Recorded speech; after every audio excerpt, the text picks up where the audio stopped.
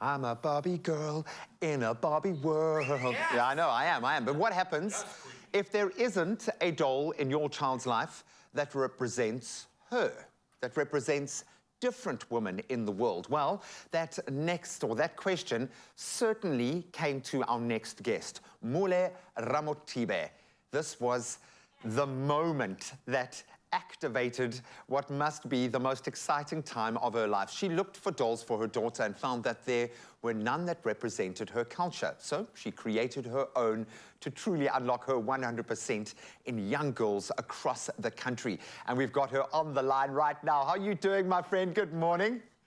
Good morning, good morning. I'm superb. Thank you for having me. It's a good day. Oh, it is a good day indeed, and the perfect day for you to be here. So we've been looking at the notion of Barbie from a commercial perspective, from the culture perspective, from the pop culture connection, obviously in light of a new movie coming out that is a parody poking fun at the doll and the world that it exists in. But it does underpin a very important question, and something that's changing the world right now: representation. From your own experience directly, what or why does representation matter when it comes to dolls for young girls especially? Well, in my view, representation is very important to avoid conforming to stereotypical norms. You know, particularly, for example, minority in a society, be it cultural, be it religious, be it women marginalized, for example, in a corporate sector, not occupying leadership space, as we've seen being role-playing in South Africa, although it's changing very slowly. You know, women in the government occupying leadership space. You know, for a young girl looking up to that woman, they see hope, it instills confidence within them. Representation is important, particularly now. We're living in a digital era, and our children are exposed, unfortunately, consciously or subconsciously, to beauty standards that is perpetuated by mostly the media, which is normally not a norm. And for them, when they view what they see from a very young age, they kind of assume this is what they associate beauty to be. For example, light skin, for example, slicky hair, you know, looking all perfect and prim and proper. And unfortunately, that is not really the case. And that is our responsibility, you know, as an adult, to make sure we balance the status quo. And you're doing it, and it has to be commercial. As much as we wish this wasn't a commercial question, unfortunately, the negative side of this narrative is being driven by a commercial aim. And we've got to get over that, and we've got to understand that we need to fill that commercial space with the right kind of representation. But what I'd love to do, just for a moment, because I'm sure you've experienced this a couple of times yourself, but our viewers might not have. So I want us to see firsthand a reaction from one of your young customers and their mom right now. Take a look. What do you think, Mama? Yes, hand it to look. Wow. Mama, ingubo lela. Look. Yes, what do you think? Do you like it? Say yes, Mommy, very much. She's literally speechless and in awe. I've got goosebumps now. I'm just thinking of my daughter and how I will go out and look for every doll with bright orange hair that I can find just for her, so that she can just for a little bit see herself represented in the thing that she loves so much, in the thing that she idolizes, the thing that's painting a picture of where she is headed. I love it. This is clearly going to work. I've got to ask you, though, to take a step back, though, because I'm sure a lot of people have had this idea.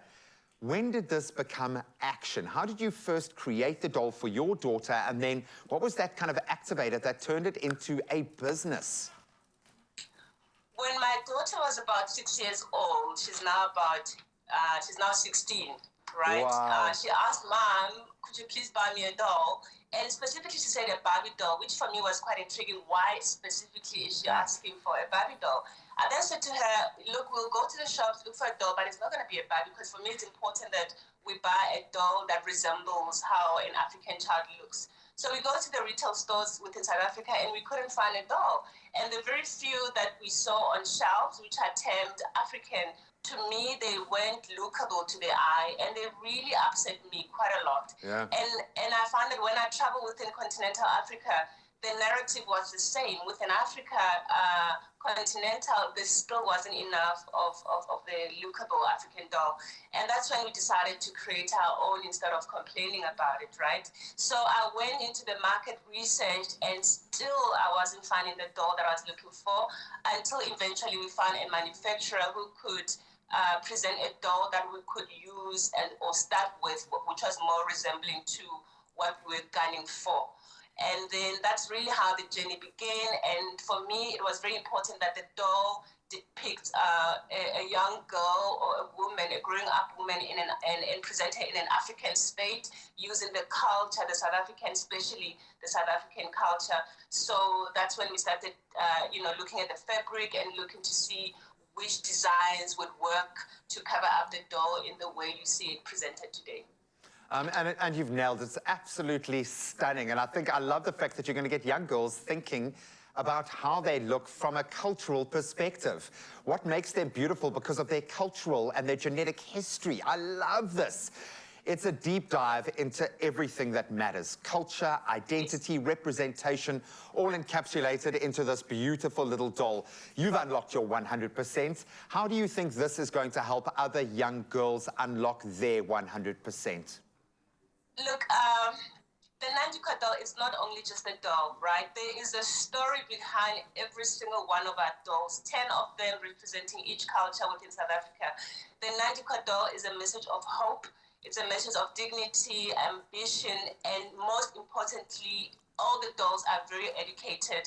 They value education, they value wisdom, and they make sure that their position with the society is that which inspires another young girl child. So when the young girl child looks at the Nanduka doll, would like for her to see her story being told within the doll, and she must know that her current circumstances, no matter how dire they are, they don't necessarily define her destiny.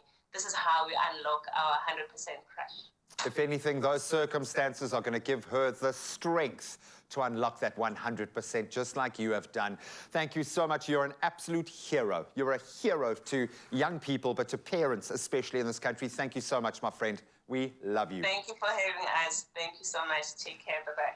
Oh, what an absolute star. From dolls with different body types and ethnicities to dolls with disabilities, it's important that every little girl gets the opportunity to have a toy that represents the person she hopes, she believes that she can become. And remember, the weekend is coming, and you know what that means. Remember to keep an eye out on KRUSH's social media pages for all the information on how you can unlock your 100% with KRUSH in their brand new TV show. You can watch last night's repeat episode this Sunday at 8 p.m. and make sure to catch next week's brand new episode on Wednesday at 7:30 p.m.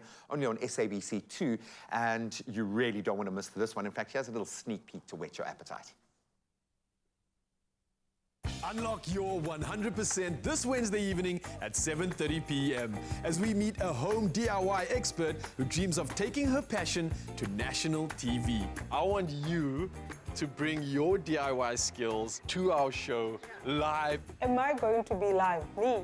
Follow Ndibuo Dlamini's journey as she gets a first-hand experience of just what it's like to be on a live TV show. Unlock your 100% Wednesday evenings at 7:30 on SABC2.